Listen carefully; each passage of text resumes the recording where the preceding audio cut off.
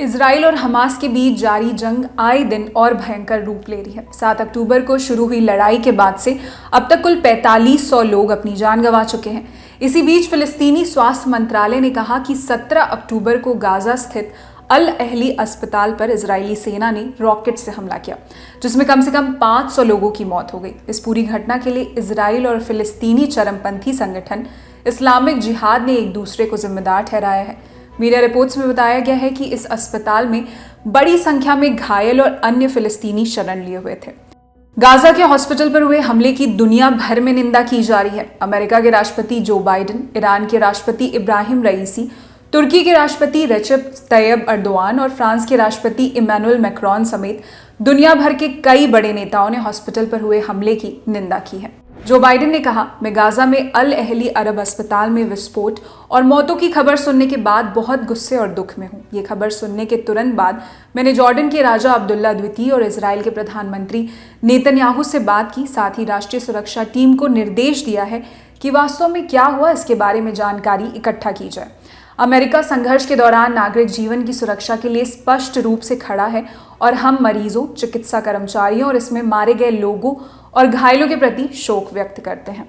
जबकि ईरान के राष्ट्रपति इब्राहिम राइसी ने हमले के लिए इजराइल और उसके सहयोगियों अमेरिका को दोषी ठहराया है। राइसी ने कहा, गाजा अस्पताल में हमला फिलिस्तीनी नागरिकों पर गिराए गए अमेरिकी इजरायली बमों की लपटें जल्द ही जायनेवादियों को भस्म कर देगी। ऐसे युद्ध अपराध के सामने किसी भी स्वतंत्र इंसान की चुप्पी स्वीकार्य नहीं है। एक इस्लामी राष्ट्र का हिस्सा होने के नाते ईरान इस हमले का शोक मना रहा है। वहीं हमास के नेता इस्माइल हानिया ने इस हमले को पूरी लड़ाई का नया टर्निंग पॉइंट बताया है।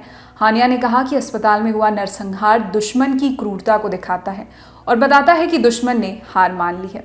इस हमले को लेकर WHO की तरफ से कहा गया, अस्पताल में मरीजों का इलाज चल रहा है, वहां मरीजों की देखभाल करने वाले और कई विस्थापित लोगों ने शरण ली थी। शुरुआती रिपोर्ट्स में सैकड़ों मौतों की जानकारी है। यह अस्पताल गाजा पट्टी के उत्तर में स्थित 20 अस्पतालों में से एक था, जो इजरायली सेना के गाजा खाली करने के आदेशों का सामना कर रहा है। असुरक्षा, कई मरीजों की गंभीर हालत और विस्थापित लोगों के लिए एम्बुलेंस, बेड क्षमता और रहने की व्यवस्था की कमी को देखते हुए निकासी के आदेश को लागू करना असंभव है। इजरायली सेना को लोगों को नॉर्थ गाजा खाली करने का आदेश वापस लेना चाहिए। उसे अंतर्राष्ट्रीय मानवीय कानूनों का पालन करना चाहिए, जिसके मुताबिक अस्पतालों को टारगेट नहीं करना चाहिए। वहीं संयुक्त राष्ट्र के महासचिव एंटोनियो गुटेरेस ने कहा, गाजा में हुए एक अस्पताल पर हमले से सैकड़ों फिलिस्तीनियों नागरिकों की हत्या से मैं भयभीत हूं। मैं इसकी कड़ी निंदा करता हूं। मैं पीड़ितों के परिवार वालों के साथ खड़ा हूं। अस्पताल और डॉक्टर्स अंतर्राष्ट्रीय मानवीय कानूनों के तहत संरक्षित हैं। तुर्की के राष्ट्रपति एर्दोआन ने गाजा पर इजराइल के हमले का विरोध करते हुए कहा, गाजा पट्टी के महिलाओं, बच्चों और निर्दोष लोगों वाले अस्पताल पर हमला करना बुनियादी मानवीय मूल्यों के खिलाफ है। ये इजराइल के इस तरह के हमलों का सबसे ताज़ा उदाहरण है। मैं पूरी मानवता से कहता हूं कि गाजा में हो रही इस अभूतपूर्व क्रूरता को रोकने के लिए आगे आए। इधर फ्रांस के राष्ट्रपति इमैनुअल मैक्रोन ने अल अहली अरब अस्पताल पर हमले की निंदा की। सोशल मीडिया प्लेटफॉर्म एक्स पर एक पोस्ट में मैक्रोन ने लिखा, फ्रांस गाजा में अल अहली अरब अस्पताल पर हमले की निंदा करता है, जिससे कई फिलिस्तीनी लोग पीड़ित हुए हैं। हमारी संवेदनाएं उनके साथ हैं। गाजा के हॉस्पिटल पर हुए इस हमले के बाद मिडिल ईस्ट के कई अलग अलग देशों में विरोध प्रदर्शन भी हुए। इन देशों में लेबनान, तुर्की और ईरान शामिल हैं। मीडिया रिपोर्ट्स के मुताबिक वेस्ट बैंक के कई शहरों में फिलिस्तीनी नागरिकों ने विरोध प्रदर्शन किया। इस दौरान सुरक्षा बलों और लोगों के बीच झड़पें भी हुई। लेबनान में अमेरिकी दूतावास के बाहर 17 अक्टूबर को विरोध प्रदर्शन हुए। अंतर्राष्ट्रीय न्यूज एजेंसी AFP की रिपोर्ट के मुताबिक इस दौरान प्रदर्शनकारियों और सुरक्षा बलों के बीच झड़प हुई। पुलिस ने प्रदर्शनकारियों को तितर बितर करने के लिए आंसू गैस के गोले चलाए। इधर प्रदर्शनकारियों ने पत्थरबाजी की। लेबनान में ही फ्रांस के दूतावास के बाहर भी प्रदर्शन हुए। इस दौरान प्रदर्शनकारियों ने हिजबुल्लाह के झंडे लहराए।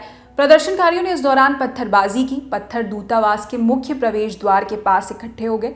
मीडिया रिपोर्ट्स के मुताबिक तुर्की और जॉर्डन में इजरायली दूतावासों के बाहर भी विरोध प्रदर्शन हुए। वहीं यमन, मोरक्को और इराक से भी प्रदर्शनकारियों की तस्वीरें आईं। ईरान की राजधानी तेहरान में ब्रिटेन और फ्रांस के दूतावासों के बाहर भी लोगों ने विरोध प्रदर्शन किया। बता दें, गाजा के अस्पताल में यह धमाका तब हुआ जब अमेरिकी राष्ट्रपति जो बाइडेन इजराइल के प्रधानमंत्री बेंजामिन नेतन्याहू से मिलने आ रहे हैं। बाइडेन को कई अरब नेताओं से भी मुलाकात करनी थी, जॉर्डन के राजा अब्दुल्ला, मिस्र के राष्ट्रपति अब्देल फतह अल सीसी और फिलिस्तीन के राष्ट्रपति महमूद अब्बास के साथ होने वाली जो बाइडेन की शिखर बैठक रद्द कर दी गई है। इधर फिलिस्तीन में इस हमले के चलते 3 दिन का शोक घोषित किया गया है। इसी के साथ इस वीडियो में इतना ही। इस पूरे घटनाक्रम पर क्या है आपकी राय, हमें कमेंट सेक्शन में बताएं। आपके लिए तमाम जानकारी जुटाई थी हमारे साथ हीरा विराज ने। देश और दुनिया की अन्य खबरों के लिए देखते रहिए दी ललन टॉप। शुक्रिया।